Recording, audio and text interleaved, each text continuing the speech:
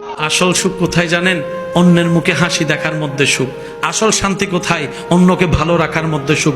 আমরা পাই না কেন জানেন? আমরা অন্যের মুখের হাসি কেড়ে নিজে হাসার চেষ্টা করি, অন্যকে আগুনে ফেলে নিজে এসির মধ্যে থাকার চেষ্টা করি, অন্যকে বেইজ্জতি করে নিজে ইজ্জতে থাকার স্বপ্ন দেখি। কখনো পাওয়া যাবে না, কখনো পাওয়া যাবে না। কারণ রবের বান্দাকে, রবের সৃষ্টিকে যে কষ্ট দিবে, রব তাকে কখনো ছাড়বে না, রব তাকে কখনো ছাড়বে না, রব তাকে কখনো ছাড়বে না। রব্বুল আলামিন অতীত বর্তমান সব জানার পরও হাসরের বিচার রেখেছেন। তার অন্যতম একটা কারণ হচ্ছে এই দুনিয়াতে যারা টাকার কারণে বিচার পায় নাই, সম্পদের কারণে বিচার পায় নাই, পাওয়ার না থাকার কারণে বিচার পায় নাই, সম্পদের জুলুমের কারণে অত্যাচারিত হয়েছে, বিচার পায় নাই।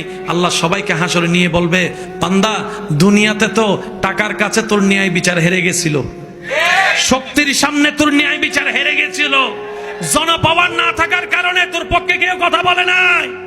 ও বান্দা, হাসরে আনছি আমি, আল্লাহ আছি তোর পক্ষে, এবার আমি ন্যায় বিচার করেই দেখাবো।